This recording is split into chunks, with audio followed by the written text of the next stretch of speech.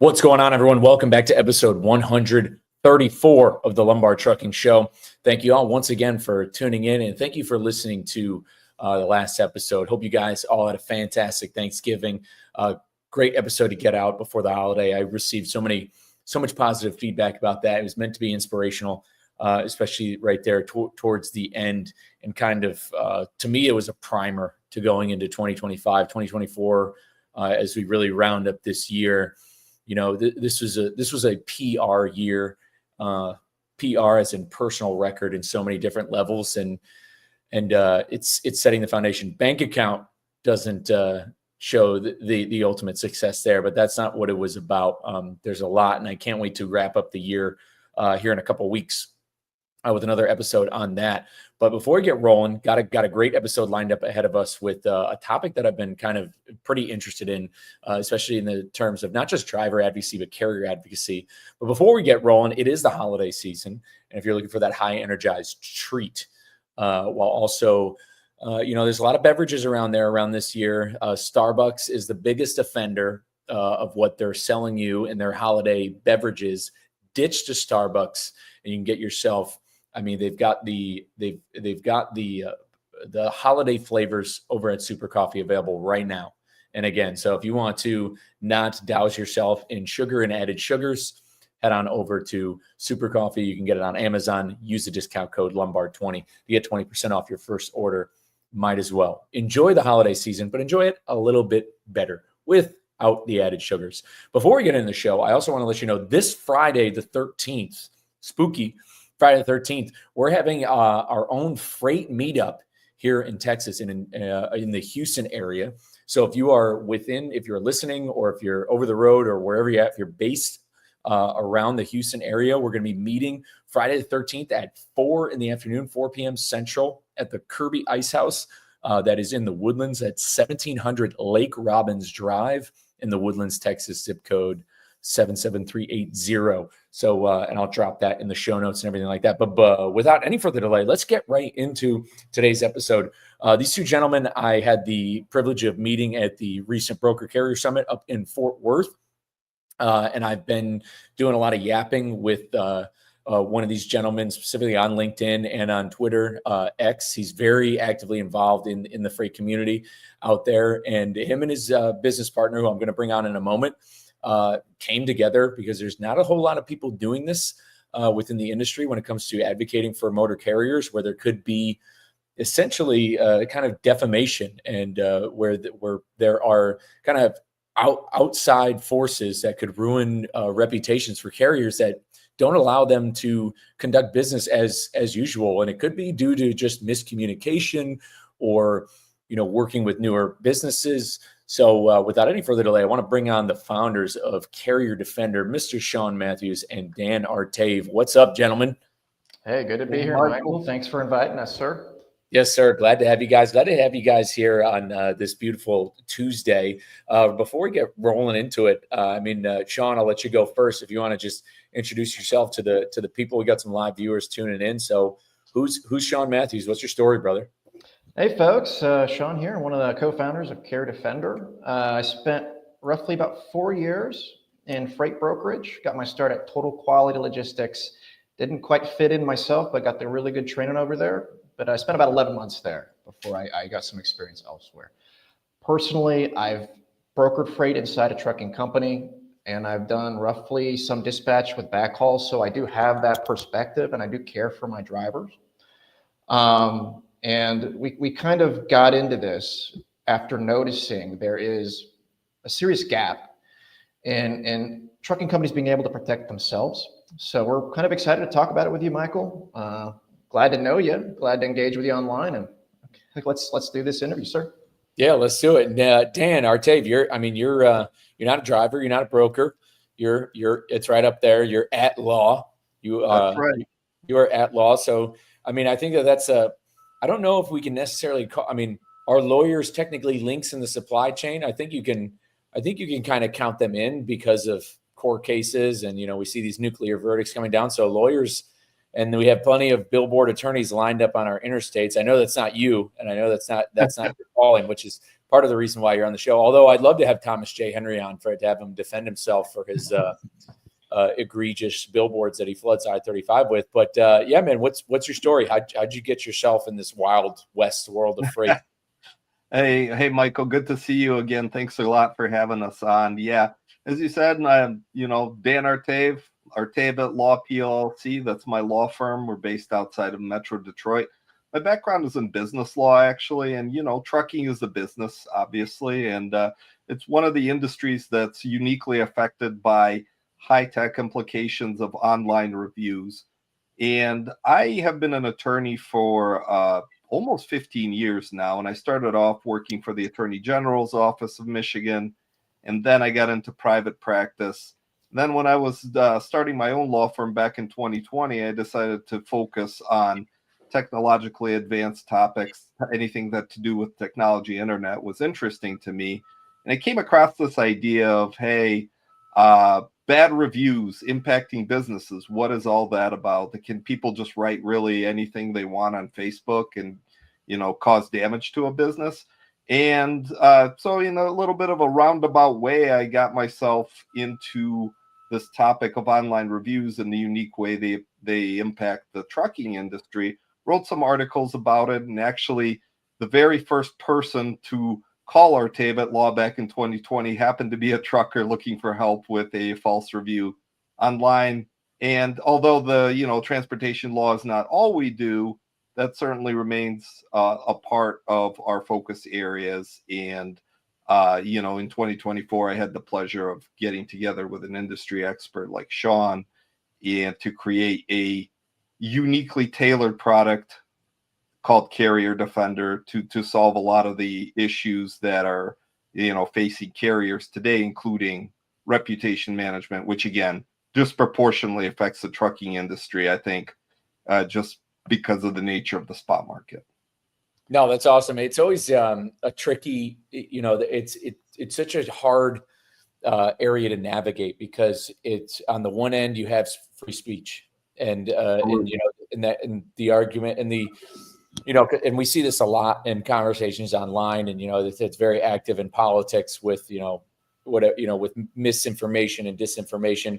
Where at what point does free speech become defamation? Which defamation and libel is something that you can be charged with. You can be charged with those things, and I think with the rise of technology, we're really starting to. We're starting to come out that crossroads where, 20 years ago, it's crazy to think 20 years ago is 2000, but even 20 years ago, 2004, it was very hard to go online and tear down. You couldn't really go online and tear down an entire company. We see this happen with, before we get into it, but there's a guy online, his name's Joey Swoll, and he will, he calls out people who are, gym offenders or something like that. And with drama going on at gyms where people are kind of being egotistical, and a lot of people, and he'll make a video about somebody who did something egregious at a gym. And then it has people jumping on the review boards of that certain gym. And this happens with restaurants too. And we see it happen with viral TikTok stuff. But in 2004, you couldn't just jump online, and it really had to spread through word of mouth. And then people had to also believe it to be true. So it was really hard to tarnish the reputation of a business. But now we're coming at this point where it's just if 100,000 people or if 1,000 people just dropped 1-star reviews, they must have done something really offensive, and it doesn't give them a chance to rebuttal.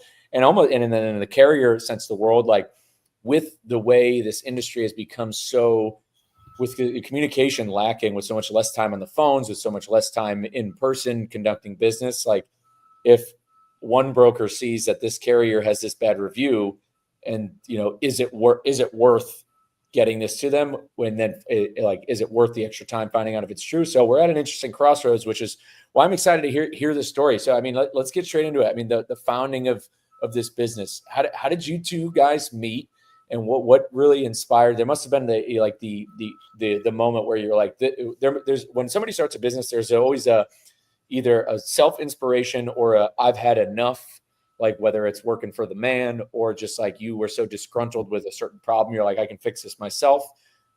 Let's talk about the Carrier Defender birth story.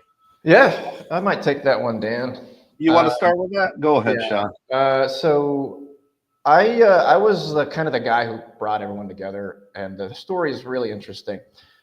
The idea came up at nearly the end of 2022 while I was brokering inside a large trucking company. I ran into this carrier called Sunray Cargo, and they're over here in Houston. The owner's name's Elaine. Really, really good guy. And he was one of my best carriers. He ran a step deck, and he was always on time. He was the best. But apparently, 3 years before he started working with me, he had his identity stolen, and some double broker impersonated him on the load boards, and he had a permanent double broker review on his MC number. And when I have my best drivers, I mean, any broker, they're going to build a relationship. They're going to spend time on the phone. I mean, you want to learn about your carriers so you can help them grow, so you can funnel them more work. You're like, hey, when are you be back in this town? I'm going to save this load for you. I'm going to push it. I'm going to schedule it just around you. So I had a really, really great relationship with him. But what he ended up telling me was he was disqualified from working with so many brokers because of this double brokerage review on his MC number. He begged and pleaded to get it removed, and there was nothing he could do about it. And eventually what ended up happening is it expired past the statute of limitations. And Dan taught me this big word. It's a legal term. You only have either 1 year to address a slander case like a review. In some states, it's longer. I think in Arkansas, it's like 3 years. And I mean, he just could not get a lawyer anymore. There's just nothing, and it was heartbreaking. And I try to give him as much work as I can, but honestly, the best thing you can really do for someone is like, dude, do you need to restart your trucking company? Do you need to get a new MC? And 2024 has been really hard on him. And I talk to him once in a while because I do keep in touch with the folks I used to work with, and they're giving me a lot of feedback like, man, Sean, great, you're doing it. There's not a whole lot of people doing it with legal support. So it's very motivating. But at the end of 2022, I'm like, man, this needs to be done. And I did some inventory. I'm like, shoot, there's no way I could do it because it takes a lot of puzzle pieces to make a company successful. You have to have a very intelligent approach. You don't just do it. So I held on to that idea for quite a long time. And it really wasn't until the start of 2024. And this is our other founder, Alex Bates. You probably know him. He hosts podcast Asset Base. I think you did a great interview with him, by the way. Yeah, big fan of Alex. Yeah. He's good. He's good. He's the funny guy. He's funny, but he's he can bite if you don't, cool guy. But he made a post. He made a post about freight guards in early 2024, and he comes from a dispatching background where he knows it's painful. He's worked on them. He's had to get them removed for his owner operators and his carriers to keep them rolling. He knew the damage, and he made a post about it. And one of the things I do on LinkedIn, I just look for opportunities to collaborate. And that really was one of the first ones for me. I saw that post, I left a comment, and I sent him a DM like, Alex, do you really care about this? Because if you do you want to do something about it? I think I remember that post he made. Yeah. Now that I think about it, I feel like a long time ago. That. I got to get a screenshot, but it's really hard to go dig through the history to find it. But we really should, when we find like 3 hours to scroll through LinkedIn. He posts so often, man. But that's really the story of how this started. I DM'd him like, hey, do you care enough? Do you really want to do it? Because it's not easy. It's going to take a lot of work. And he cares. I mean, he's like, yeah, I do. But how the heck do we get started? And I said, I will go find an attorney and we're going to do it. And that's what I did. I mean, I'm a pretty brave guy. I've cold called a lot of weird people. I cold called Starlink, SpaceX, and I got the country manager for India to do a meeting with my crew. That really went really badly. But I got the meeting. I cold called Netflix once for a documentary that I was trying to do a while back. We got shot down, and I cold called the country of Bhutan for a meeting with their government for another documentary. So, I mean, there's really a lot of power in cold calling and having a surgical approach. And I did it to Dan, I think a week later. And I cold called him and I said, and I left him a voicemail. He didn't even pick up, man. I wasn't important enough. Yeah. Oh, I never pick up my phone. I get so many calls. Yeah. And I left a really professional voicemail saying, hey, hello, this is Sean. This is what we're trying to do. We have a LinkedIn content creator who cares a lot about this. and we would like to see if you're interested in helping truck drivers. And he emailed me back, or I don't remember if he emailed or called me back. We did a powwow three-way conversation to spitball. We put together a plan, and we started. And that was in April. I checked the email timestamps back in April. And we spent about 4 months testing it out. We did a test case. We helped a trucking company get it removed. And we're like, all right, we can do this. This is going to work. And in August, we came out of stealth mode. So we've been working for quite a while. That's really the starting story of why we're doing it. I think the team's great. I bring the broker's perspective. Dan keeps us out of jail because I have a lot of bad ideas. And then Alex, he brings the carrier trucker perspective, which I don't exactly have. So we've been able to cover a lot of our gaps and really have a strategic approach. And we've been really practicing our communications. And throughout the whole process, we're just trying to educate both sides, because the brokers don't know the damage these reviews do.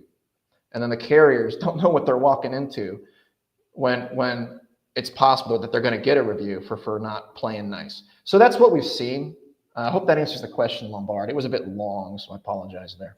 No, that's perfect. It was really, I like that creation. I mean, it's a lesson right there. I'm glad that content's out there, because whether somebody's trying to start a business or not, I mean, you got to realize, again, like a lot of people, I feel like in the entrepreneurial world will just say, just start. And in a way that's like true. I think that if you want to start a business, you should just, if you go on LegalZoom and you just get the LLC rolling or something, I think it starts putting wheels in motion, which is really smart. But you also, depending on what that business is, like, you're like, I can't, like, there's no way I could just do this. Like, you definitely, because it's one thing if you want to start a trucking company, if you're trying to start your own brokerage, to where like you don't necessarily, but when it comes to this side of things, is you're talking about things that involve the legal system. Like this involves reputation, like anything that's going to involve the legal system. Like if I wanted to create a company that was going to advocate for, like if you're creating anytime you get into the advocacy world, it doesn't matter what it is, eventually you're going to have to cross that Rubicon of where things become legal and there's all these legal terms. So you knew you had to do it. Now, when it comes to one of your founders, Alex, and also this is just the power of networking and why it's important to be online. I think that's the best part of the story. Like, there's a lot of stuff. There's a lot of mixed reviews. I feel like in the past couple of years with social media of like, detoxing from it. And I think when it's a problem, I feel like, but there's nothing wrong. Like, being online is no different than perpetually going to like networking events, as long as you're using the tools the right way. And finding a guy like Alex, and I just have to say, like, Alex, I'm a big fan of, because I know his heart's in the right place. And that's why I'm like a supporter of him. I could tell from talking to him, like, his heart's in the right place. I also can't afford to have any more Eastern Europeans against me. I already went against G-Face, and I'm sure that there's double brokers who listen to my show who I might be on their wall somewhere in an office in Armenia. So if it's anything, I need Alex on my side. I need him on my side in case I have to go against these guys. But overall, I mean, you could have picked a better guy who I believe, like, he's somebody who like, that's it. Like, when it's somebody who's like not just financially and like intellectually invested, he's also emotionally invested in this business, where I know just from listening to his show and listening and hearing what he talks about online, I know that his heart's in it too. So he's a good guy. And then, I mean, finding Dan, I mean, just picking up the phone, like, that's, I think there's that great meme of the guy who's like with the pickaxe, and then it shows the guy on top going towards the diamonds, and then the other guy turned around before he's almost there. That's there's cold calling meme potential in that one. Like, you're just one phone call away from the guy who's going to get it, which I want to go into that. So you cold called him. How did you find Dan, or did Dan find you? Well, I talked to roughly 3 attorneys, and I'm not put all your eggs in one basket type. I mean, smart thing, call a bunch of attorneys, because you're going to get ignored by everybody. I did pick Matthew Leffler's brain a while back, and he gave me some advice. He shot me in a few directions. So, but when we called Dan and he called back, Dan was incredibly well-spoken, and we thought that's going to be an incredible business partner, and he has serious experience in the space. So we did spend some time thinking about it before we decided let's pull the trigger and go. And it's been an incredible partnership, Dan, and I'm always thankful to have you on board, sir. I appreciate that, Sean. And it was just really interesting to me from my perspective, because I have been getting these calls about false reviews and reputational problems since 2020. But my frustration as an attorney is I didn't really have a very good way to solve these issues beyond, okay, I can do a cease and desist letter, and then what? Okay, we have litigation. Litigation's expensive. Litigation takes a lot of time. And really, it's really hard to unring the bell or get a fast resolution for a carrier whose trucks are standing still because of this false review or erroneous review or whatever. So that was always part of my frustration whenever carriers would call me. And when Sean came to me, I said, wow, this is a really good opportunity to sort of use his and Alex's industry expertise to create this advocacy service. It's not full-on litigation, so it doesn't cost as much as an attorney. It doesn't take as much time as the court case, and it's a lot more predictable process when somebody just takes up, your problem and advocates on your behalf. And I'll tell you this also, Michael, I'm a trained mediator, and so I am especially partial to resolving disputes through alternative dispute resolution processes, like mediation, like arbitration, just anything outside the court. Sometimes it's enough to bring the parties to a table with the help of a neutral, sit them down and say, all right, how can we resolve this? And that's really what Carrier Defender is all about, resolving problems and going to bat for these carriers that really don't know where to turn. No, that's awesome. I'm glad you jumped in here, because that went right into my next question. So I was going to ask you about the specific trends that hit motor carriers. So clearly it's the negative Google reviews. It's the bad reviews. That's what you're mainly focused on.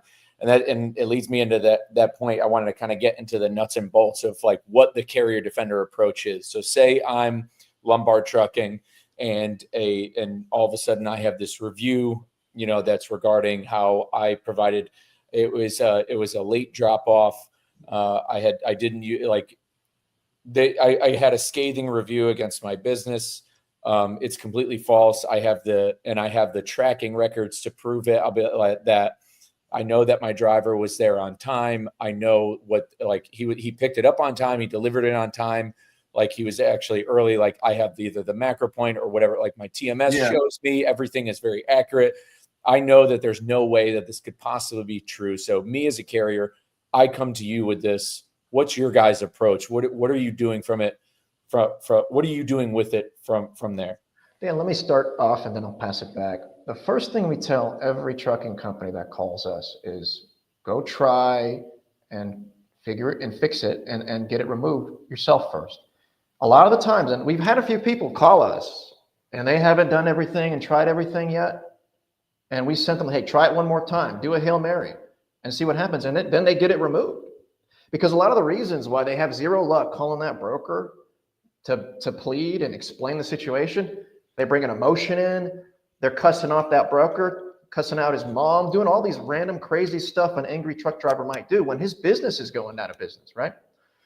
So the first part of the advocacy is, hey, try the freeway first, man. And we put out a free guide out there on the internet. Most people don't realize we did this because Carrier Defender was supposed to be a step 2 through litigation solution. Step 1 is trying to figure it out on your own, because that's free, before you have to hire a service like ours, which, again, attorneys are not cheap. They do cost money. We have a zero risk platform. If you don't get the value, you get your money back. So you're not risking anything. But at the end of the day, free is always best. So we always send them out to go try to do it themselves first. Hey, remove emotion, write a professional email, get your documentation ready and get it organized so they'll read it. or try to talk. Maybe it was an employee broker who wrote the review. Maybe they're 3 months into their job. Try to reach their manager. There's a lot of things you can do for yourself that work.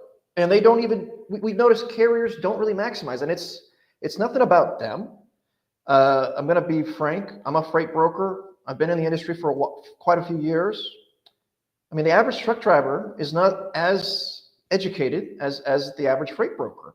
And so they don't realize that there's all these check boxes you can try out before you give up and need to go hire a service like ours that costs money you might not have, money you can't afford to lose. But at the end of the day, we guarantee results.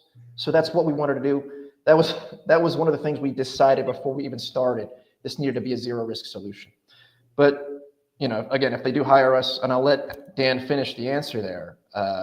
But yeah, Dan, I want to pass it back off to you there. No, I just wanted to say also we do vetting. We do have to verify your story before we go to bat for you. Because again, we're not here to advocate for people who are guilty of, double brokering and got the review they deserved. Absolutely not.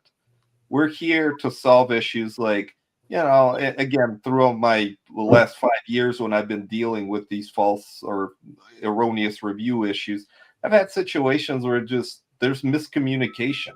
I've even helped people where there was a straight up language barrier because the carrier just couldn't explain the situation to the broker, and the broker assumed the worst. And I just got in the middle of it basically and said, hey, broker, here's the situation. Here's the proof. Let's figure this out. And they did. And so this is really what Carrier Defender does too. It's we vet the carrier, make sure their story checks out, and then we advocate. And we advocate on a fairly fast turnaround time to, again, make this process not only risk-free, meaning, you get your money back if we're not successful, but also a lot more expedited than you would get with a legal professional or attorney. Another thing I would like to add too is there, like you said, Michael, at the beginning, there are a lot of attorneys in the transportation field, but there are not a lot of attorneys who know what carriers are talking about when they say, hey, I can't get loads on the spot market. This review is, my trucks are standing still. What do I do? You'll call a billboard guy, and first of all, you won't even talk to an attorney. You'll probably talk to, the intake team. And second of all, they won't know what you're talking about. So we're really specialized and experienced in this particular area. And we advocate and solve problems on behalf of the carriers who don't know where to turn and, might not be getting the best results if they were to just go out there and go into Google and get a transportation lawyer from, without that special niche expertise. Yeah, now I had mentioned it to you earlier. Yeah, my experience only with attorneys is I have friends and I'm sure there's owners of motor carriers where they keep a lawyer on retainer, but it's mainly for like tickets or accidents. It's mainly anything that like has to do with that, not so much a bad Google review or anything, and how a bad Google review is like ruining their business. It's kind of new territory, as we've been talking about, like that, where you're running across of what's free speech versus when does it become libel or defamation. Now kind of like, but to that same aspect. So you guys as a business model, so clearly I'm just curious. So you offer free advice. So if I call you, you're going to be like, hey, this is how you should try to have this conversation one more time. So you'll offer some free. You'll probably help me out with some wording and maybe how to carry on this conversation, because it's true. The carrier maybe let emotion get to them as they were trying to get this fixed. And maybe that like they need to go at it the right way. At a certain point though, are you guys basically on the spot? Like you confirm my story is legitimate. I need you to come advocate for me. I'm not, unlike an attorney where you'd keep them on a retainer just in case I get into an accident or a ticket. Are people keeping Carrier Defender on retainer, or are you like is it a one-time fee? Or, for example, say you get, say there's more than one of these reviews that have happened, or there's a small trend that's going on. Is there like, are people paying you monthly? Essentially, like kind of what's your business model like mainly look like? Is it taken case by case, I imagine, or are people paying you for a monthly service subscription? It is case by case because everybody's situation is unique. You could have somebody come in and say, hey, I just got this bad review and it's been up for 3 days and I don't know what to do about it. And in that case, what we do is we have a specific fee. It goes into an escrow account because we are guaranteeing the money back. So if we're not successful within a certain period of time, again, it depends on what the situation is. You get your money back, no questions asked, basically, no issue, no risk for you other than this review didn't get removed. We do sometimes encounter situations where there's a little bit of unique circumstances, maybe several reviews on different platforms. And in that case, we do a case-by-case approach, customize the specific solution. But again, the main approach is, okay, the carrier pays a fee, it goes into an escrow account, it's there until the case is either resolved or a certain amount of time passes, so we can stand behind our work.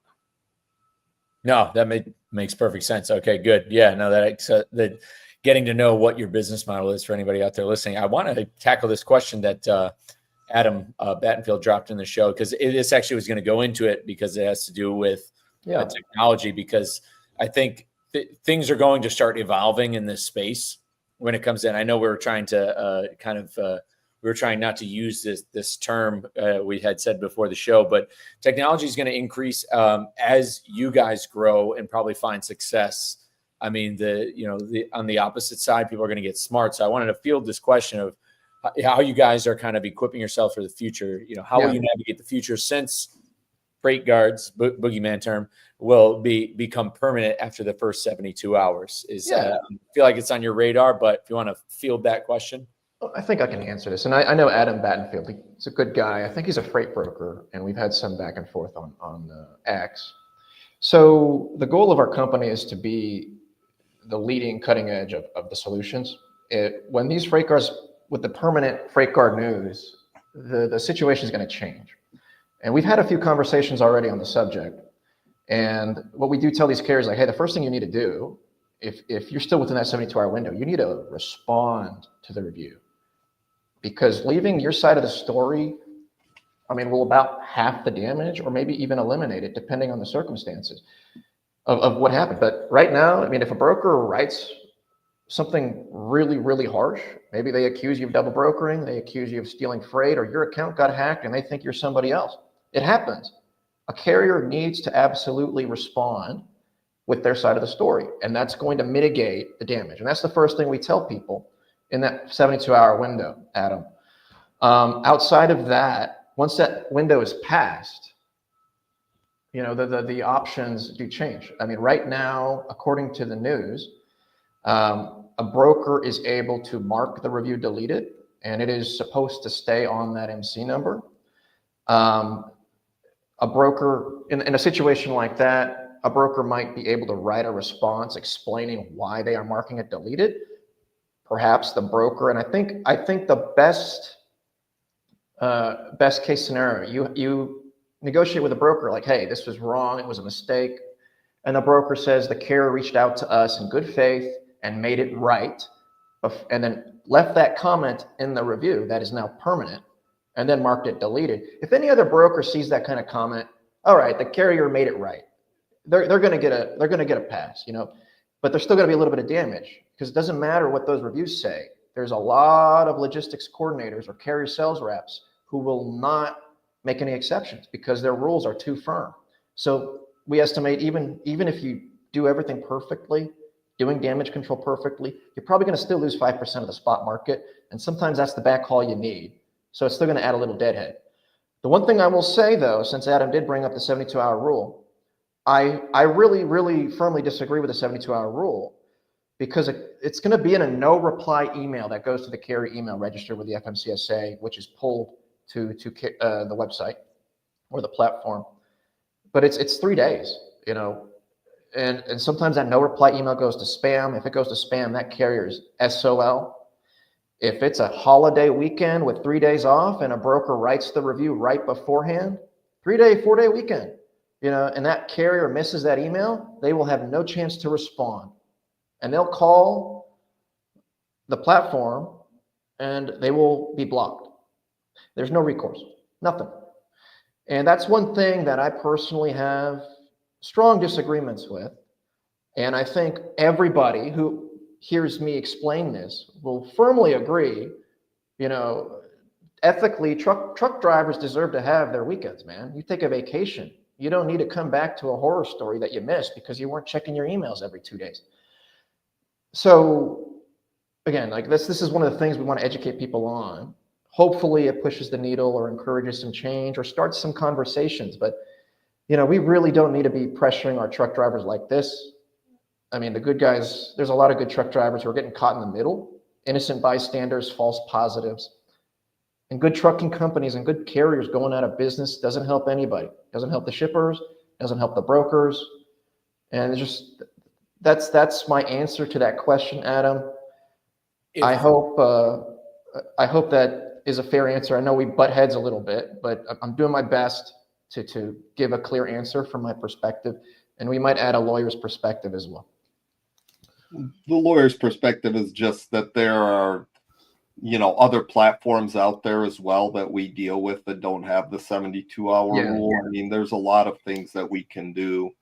And, also we have to sort of evolve with the environment. Whether or not a certain platform makes rules, we don't control that. All we can do is adjust and advocate on behalf of carriers and help them mitigate the damage that's been done in the most effective and cost-efficient way that's possible. I mean, that's been Carrier Defender from day one, and it still is today. I wish I could speak as good as Dan. Man, he's got some good words. When it comes to that 72-hour rule, I'm assuming we're talking about one service that's doing this. Yeah.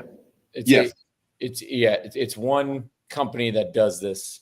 It's not necessarily, I mean, a Google review goes up automatically, but when you said this, so when this happens, and this is me generally asking, so when one of these freight guards goes up, it'll be up, it's permanent in 72 hours on their system. Now what's only because, you're the attorney here, Dan, what's their legality to be able to keep something up that could be untrue? Like, now that it's up permanently, especially after a 3-day window where there's really no, I mean, is this kind of where, because I'm trying to look at the future of Carrier Defender, where number one, is there a way for you to gain access to these freight cards that are put up? Like, is there a way for you to, is there some way to gain access to that data to where it's on because if a freight guard's up, clearly everybody can see a freight guard. So are you able to somehow just, I'm trying to think, like, is there a way or a system where you're able to see every single freight guard that's populated within the past 72 hours or 48 hours? But also, where is there any is there any pathway of kind of getting that change? Is this kind of where the future of Carrier Defender can go?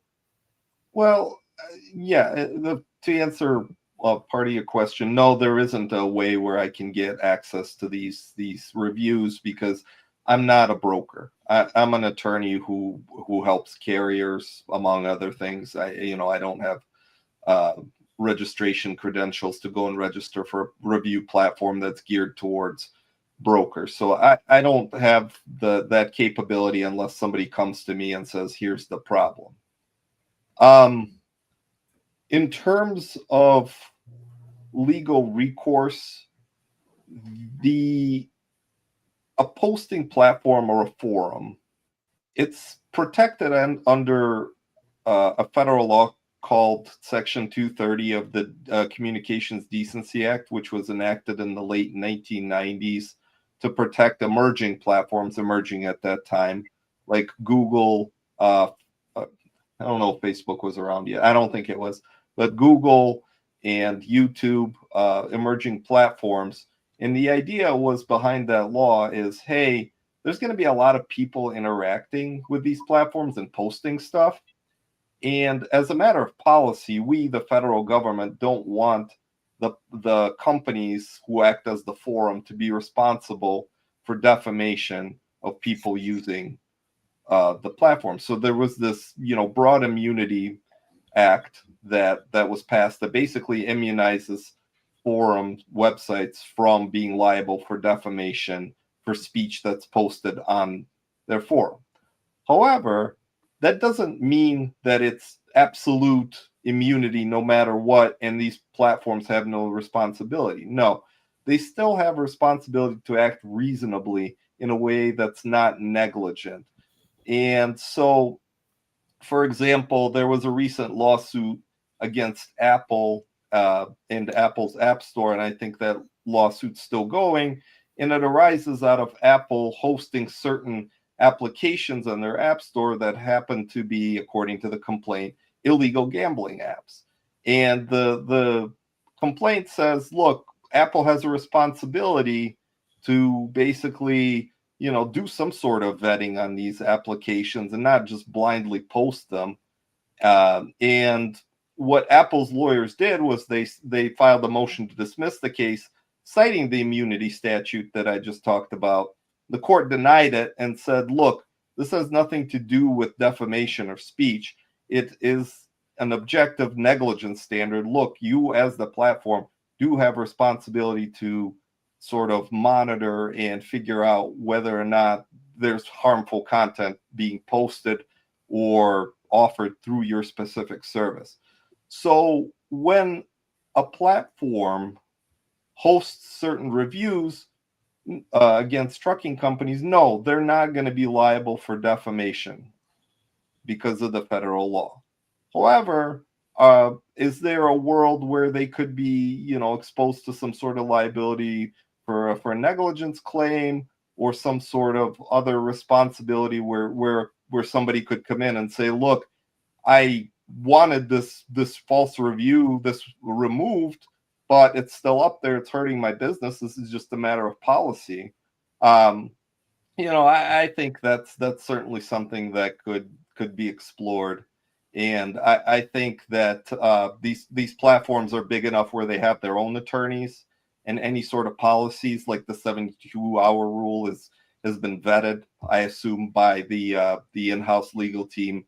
And it's kind of one of those things that's, we can speculate about the legal risk or what a court can do, but ultimately at the end of the day, it's really a policy decision for the platform to determine what kind of risk they're willing to take and in this particular situation, what their responsibility to their audience and the people affected by these postings should be.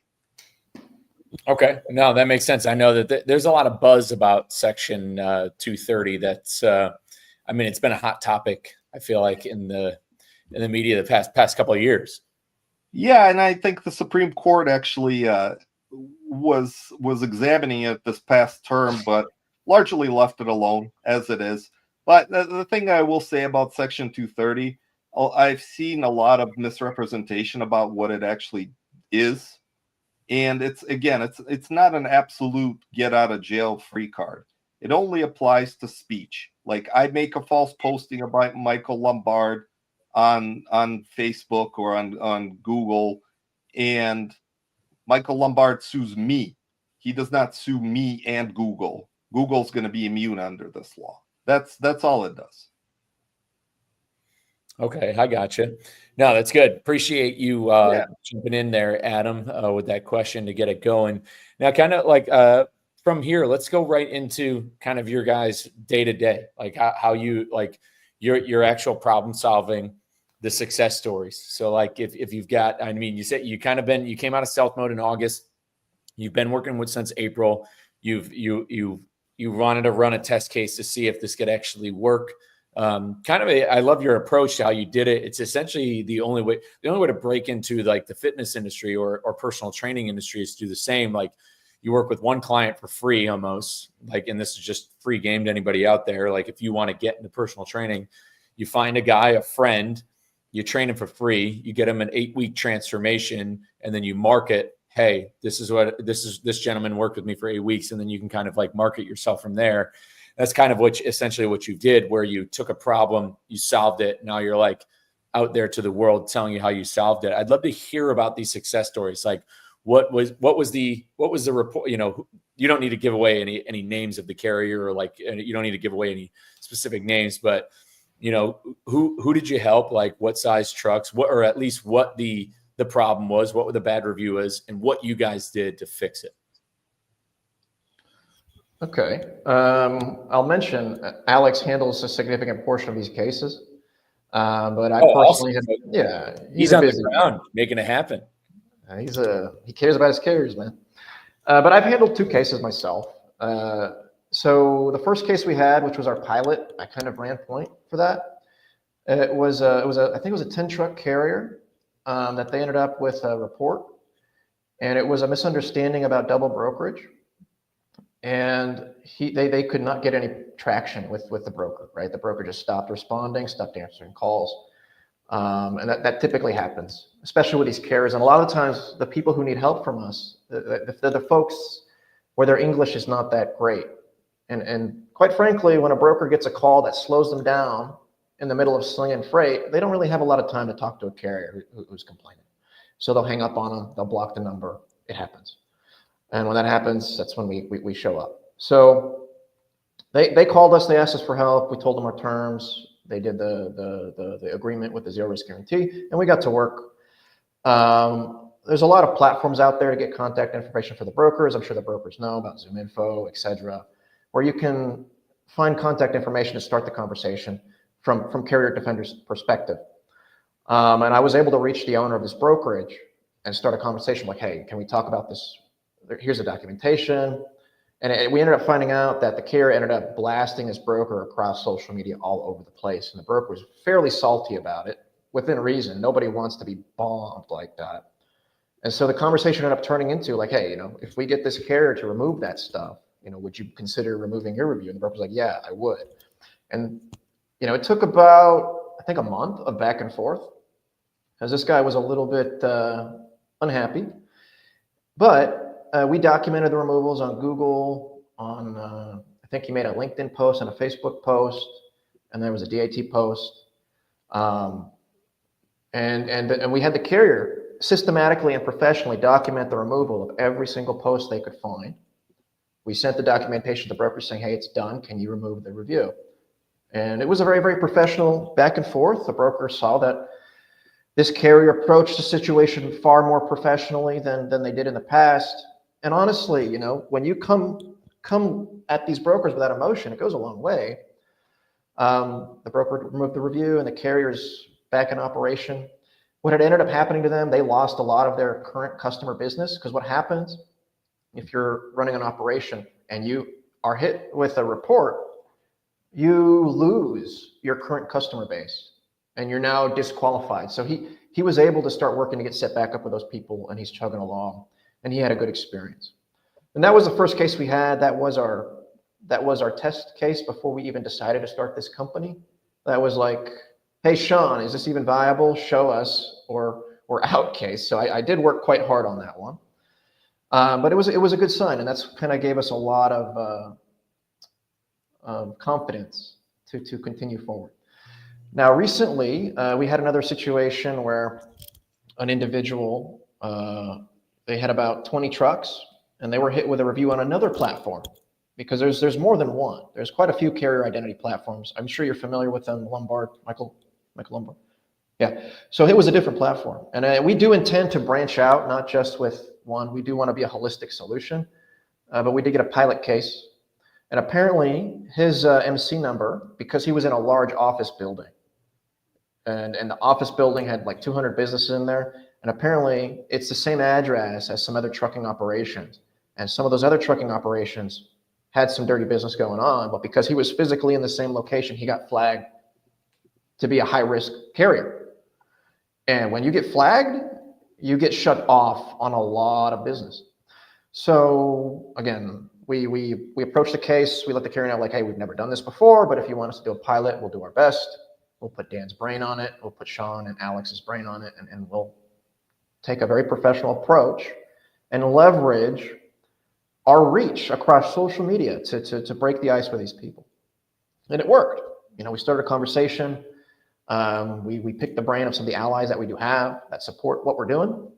And we started that conversation. What ended up happening is this carrier, they had, I think, 15, 20 trucks. They took all of their trucks off of their MC and then leased them on to somebody else because they just couldn't keep them moving. And that happens a lot. You know, these truckers like, hey, we can't get business. We can't keep these drivers going. We need to lay everybody off and put these trucks somewhere else because they're not moving. They're not profitable because of this review. So we documented the lease. We got the lease agreements for every truck they had. We put them in a Google Drive. And I got this super organized because people don't understand. You've got to have this formatted so it's easy to read. You can't just dump this on a broker and expect them to read it, or even a review platform. You know, it has to be digestible.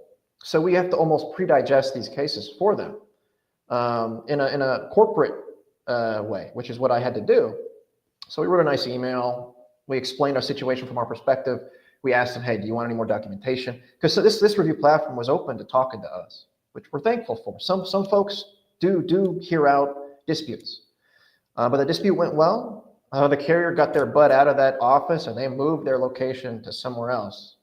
And you know, that was done actually was done on Friday, I think, but I found out on Monday. It was yesterday.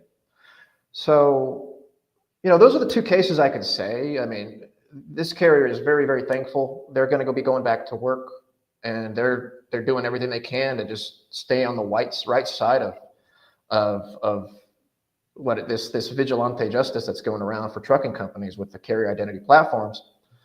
And it's hard, man. They're just accidentally running into these things, and there's no way to avoid it.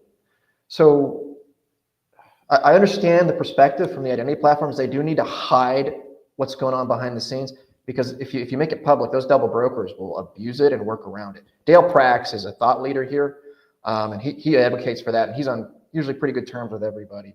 So we understand that, but still, you need to have a way for the false positives to protect themselves, to provide documentation, to say, hey, this is wrong. What else can I send you? I'm going to be completely transparent. And sometimes that's not even possible.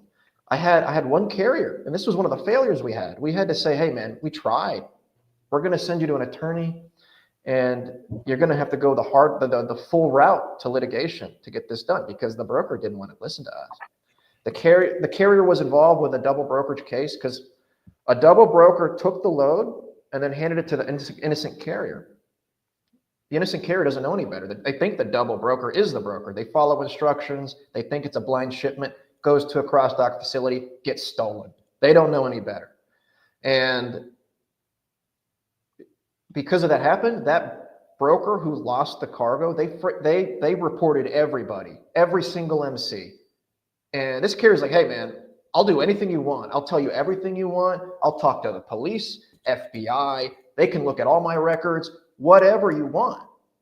And, you know, and there, it didn't work. They couldn't, the broker literally have an email saying, hey, unless you give me $60,000 and pay for this claim or this freight, I'm not doing anything. And that's what happens. I'd love to know who that brokerage is who wouldn't listen. I'm not going to tell you, man. We can't. No, you don't have to do that. I will tell you this, though. It was a young brokerage. I think they were eight months to maybe a year old. And they hit this 25 truck company that was 4 or 5 years old. It's a very imbalanced, the power and the leverage. And these platforms are designed to give leverage to their customers, but you know, meet in the middle, lean in the direction of your customers, but bear in mind, you're supposed to be a net positive for the industry. You know, don't punish innocent people, and give them an avenue to show documentation and prove it. Because if they're willing to open up their doors to the FBI and the police and do a police report and cooperate and help your shipper recover the freight, and this broker is like, hell, I want to control the narrative so I don't look bad. You're not going to talk to the shipper. You're not going to give them any information. I'm just going to say, you did it and you stole the freight and you're the bad guy, so I look good. That's the environment we're working in right now. And it's heartbreaking. And every case we get, I read the details. It hurts, man. And it's these people who don't understand why. And it's just this power imbalance, man. And I think it'll go a long way just to educate both sides. We're doing these interviews. You know, we're telling these stories. And honestly, most brokers I talk to, they're like, dang, I didn't know. So just educating these brokers and educating these carriers. And that's going to push the needle by itself. So again, this is why we do these interviews here, Michael, and thank you for inviting us. Don't mean to monologue, guys. I'm sorry. Oh no, this is awesome, man. I can say just from like my own perspective, because like Adam said, you know, the situation as it currently is probably isn't getting any better in regards to this. So it's good that you guys are on the scene now, because I think that this could be, you know, you guys are going to start damming up some of these problems that are going on with carriers. I think you have a long road ahead of you. I think I think your overall growth, and I'm sure that you're thinking along these same trajectories, is right now you need to write up is stack wins. I think the best thing you can do is just continue to stack wins, because as you stack wins, the education is going to start spreading a little bit more. Because that's where all the problems in this industry, and I touched on it in my last episode when I was sharing a story from my family's old company. A lot of these situations exist because of technology, because of the lack of communication, which leads to a lack of education. The growth of technology has led to a diminishing of relationship building. And again, double brokers don't exist if there are solid relationships within this industry. And it's very hard to build those when there's so many moving parts, when there's so much freight, when there's so many brokers, when there's so much stuff going around. So like it becomes sort of a kind of a nightmare. So it's great that you guys are here to start damming up the issue, because I think, because as you see, the 72-hour rule didn't come about. The 72-hour rule is coming about because there's still a lot of issues. There's still a lot of fraud. And so you're going to see more, kind of like you can only, a situation can only get so bad until something drastic, until a drastic measure is taken. Like you can only kick the can down the road so long until people start saying, well, that's it. Like we've played Mr. Nice Guy for so long, the fool me once thing, like, fool me once, shame on me. Once you fool me twice, or what did George Bush say? Fool me 3 times, whatever. I'm making a joke, but essentially, when enough bad things happen, people are going to start putting up. That's where that 72-hour rule has come from, and I think it's still a bridge too far because of the fact that there are so many hundreds of thousands of motor carriers out there, and we're really only still talking but that 10% of garbage is who's causing what are upwards of millions of dollars worth of fraud. Which is why 72-hour rule is going to happen. So I feel like, I'm glad you are coming on. I'm glad you guys are making the rounds, because I think from here on out, you need to stack wins, because, and that's what it is. It's got to be grassroots. Essentially, your brand, you're newer on the scene, and this education doesn't really exist. I feel like, and this is just me offering my own kind of like input onto how you guys can really blow up, is the educational piece is where I think you're gonna win. That's where you're gonna try, because the point is you're attracting both sides. You're attracting carriers and brokers, because they're who both needs to hear this. Carriers need to realize that they can't let their emotions get a hold of them when it comes to this, because they would do the same thing if they were on this end of the wagon in a lot of ways. And then brokers from the same perspective, where brokers are working, because a carrier only works with one broker at a time, but brokers could be working with dozens of carriers at one time with X number of loads they might have out and about across the country. So, and brokers need to kind of take that moment to have they need to think about things more cognitively and step outside of the box and realize that when they're dealing with a carrier, they're also dealing with a business. And that business is also an individual and a human. So, I think it's awesome. we've been ripping for a good bit. I wanted to say, where can the if you guys are ready to sign off, where can you have any leaving remarks, kind of what the future of Carrier Defender looks like, and how the people can track you down if they need your help? Well, yeah, maybe I wanted to add something too to Sean's point, and I really appreciate him taking the time to sort of describe the very nuanced approach that Carrier Defender takes to resolving these. And I really think that this is why I love working with Sean and Alex on these issues, because they really bring a personalized and customized solution. They'll like take an interest in your case, so you're not hiring a service who will go and I've seen this. I've seen services who claim to resolve these reviews, and they'll just send out letters, and then that's it. They'll never do anything, and it's the same cookie cutter letter, and then the carrier has been fooled again, or is out more money, and it just doesn't help anyone. But working with these guys who were industry veterans, and I try to bring my legal background to help out these issues as well. I really think it's a unique combination, and it's really really encouraging to see that we're able to help some people out.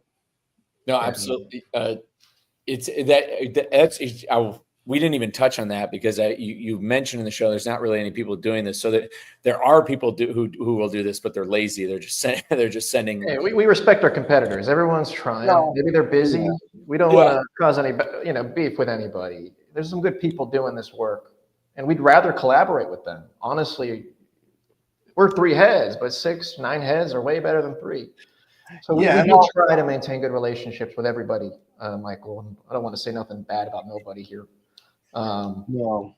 And the only reason I even mentioned it was because I before I was working with Sean and Carrier Defender, I had a carrier call me and say, hey, what else can we do? I hired this company to send out demand letters, and I saw the demand letters, and I said, well, I think this is not even your company, a name in the letter. Like, they sent out like, what is that guy? I don't like that. Yeah. Well, I mean, that's the thing. That's he's serious. Yeah, that's what's so great about having you guys on the scene is the competition. Like, because you're going to, again, your competitors have been probably doing this for a while, and where they have very good intent, and I think their hearts are probably in it. It's just become so busy, and it's become such an issue. I mean, now that you guys are on the scene, it could kind of mix things up. It'll kind of like get the blood flowing a little bit more in this space to get the conversation going a little bit more to where your competitors are going to start offering similar services. And when it comes to services, now you said, one of your failures, you call it, you did have to recommend somebody to litigation. So kind of is that in the future? Is litigation in your future? I mean, Dan, you work as an attorney. Are you just think that kind of as you guys grow, you think you'll have the opportunity to kind of like get in the arena for these guys if need be, like when it comes to litigation? No, it's not really our intent to become a litigation powerhouse or anything like that. The trouble is with, this problem is nationwide. So what I'm trying to do from my perspective is, if all else fails, I need to have a network of litigation attorneys across the country who can help this carrier out, because you go where the broker is. That's where you got to file the lawsuit. I'm licensed in Michigan, so if there's a bad broker in Michigan, sure, I can help a carrier take them to court. But if there's a bad broker sitting in Texas, I got to call up my contacts and engage local counsel and get the carrier in touch with them for local representation. So, that's kind of the tail end of the Carrier Defender service. If all else fails, they come to me, and I tap my network and try to get them into the right attorneys, onto the right attorney's radar for litigation consultation and next steps. But again, that's really the last step that we would want to take. We really work hard to get this thing resolved without getting the courts involved. Yeah. Now, if you want to go against bad brokers, I guess you'd have to pass the bar in Illinois, I think, if you really want to go against if you really want to go to war against those guys. The state of Michigan bar has a good relationship with the Illinois bar. I think I have to pay a fee and fill out a form, and I'll be licensed in Illinois, but I haven't done that yet. Michael, you can change your mind on the NBA, get a law degree, and we'll work with you over here in Texas. I've thought about law school too. Like law schools crossed my mind, but I have the mental bandwidth for it, and I know I don't. If I could put my head down and go to Ironman, I think there's no doubt I could really dig deep into law, and legal stuff is kind of like interesting to me. But again, at this point in my career, like I'm so passionate about the mission and what we've got going on with Project 61. It's like, my brother's an attorney. If I need one, I know exactly who to call. He can always offer me some advice, and maybe one day if I do need him, or if I do need him to go to war against some of these brokers, maybe he can jump in on this fight too. I know that he can practice in several states himself: Florida, New York, Connecticut. So, I'll keep Florida's a good one. keep me in mind if you need a lawyer contact, especially with insurance related stuff. He could be a resource for you guys for anything you have. But dude, this is a good story. I'm glad you guys are on the scene. Really, it's powerful how, like, Sean, I love the powerful connections that you've built over since you've really like emerged online, and since like we've connected. Dan, you're like, and clearly you guys are invested. I was just having this conversation with another gentleman. He's a software guy about like this industry as a whole. I think it's just a great place to leave it. Is like, he has a certain software that he wants to bring that helps with like possibly with invoicing. And I was like, there's room in this industry for anybody who wants to be a part of it, who's like wants to put their heart in it. Like when you jump in with both feet in, and you're like, hey, I want to help, and you show up, then people are going to have you in. So when you show up to Broker Carrier Summit, when you show up to the Mid America Truck Show, when you show up to these events, like, and people start just seeing you around, there's something really powerful with that at least that I've seen. It's what Evan has done with Truck Parking Club. Like, he wants to help this truck parking issue. So he's going to the events and he's talking to the right people. Anybody who's looking to start, and you have to do the same thing if you're a motor carrier. If you want to be in this industry, if you want to succeed, you've got to show up to these events. You got to talk to these brokers. If you want to be a broker, you want to start your own, you got to talk to these people. And I think you guys are doing the exact same thing. There's a huge place for you here in this industry.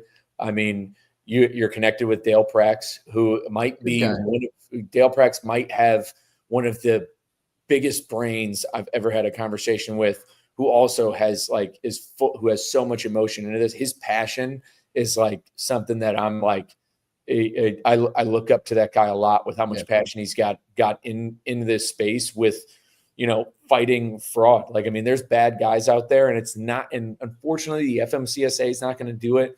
DOT's not going to, I mean, there's so many other, systems, those systems are so bogged down with other stuff, with so much inexperience.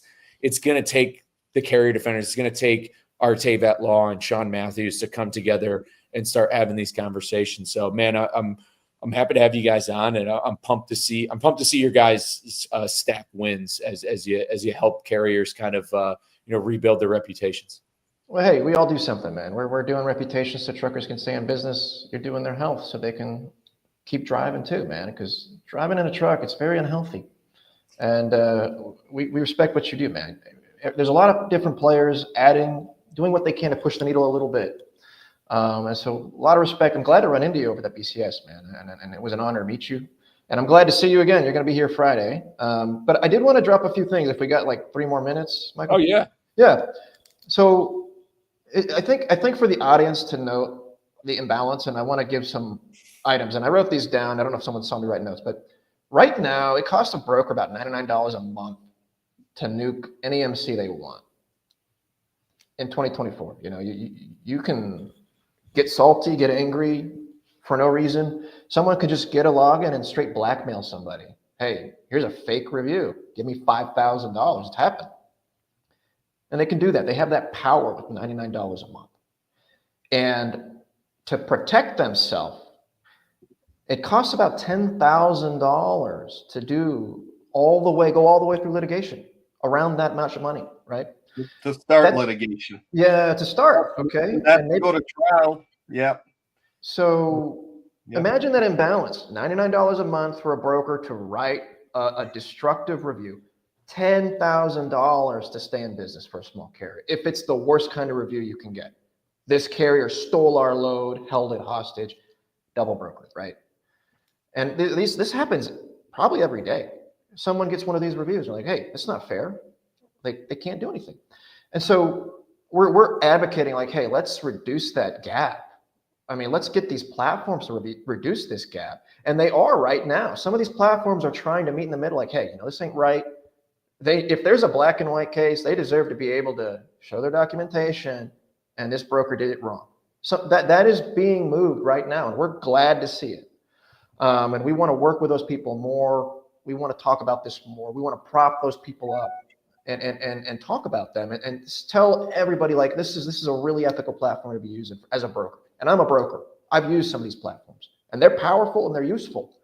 And then the last thing I'd say is I would really like to see every single platform open up some kind of dispute process. So a carrier by themselves, not even through us, can dispute a black and white case of abuse and get it looked at. And the argument I hear is, they didn't hire staff to look at 6,000 cases a day. They can't do it. That's a very valid argument from the other side, from these carrier identity platforms. But the alternative is these trucking companies are going out of business. If the good guys go out of business, you're going to be left with the bad guys. That doesn't help anybody. And and it's been thrown around like, hey, man, I mean, maybe make a process where a carrier can help pay for that headcount or those man hours to look at these cases, or make a automated system, put something together. Because the false positives, and I've heard 95% of these reviews are accurate. What about the 5% that are not accurate? Nothing. There's no answer. There's no answer. Like, just, we don't care. And I think that's unacceptable. So right now, Carrier Defender is a Band-Aid. We are brainstorming ways to be more preventative about it.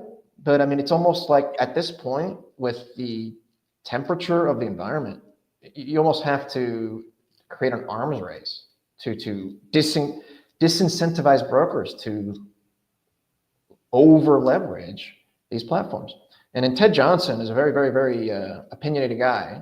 I know he talks about freight cars. He's had really bad experiences about it already by himself. Yeah, he's been on the show. He's a good dude. I've never met him. I just ran into him on X. Again, X, valuable. I mean, there's people on X that are not on LinkedIn, so I'm glad to be on both platforms now.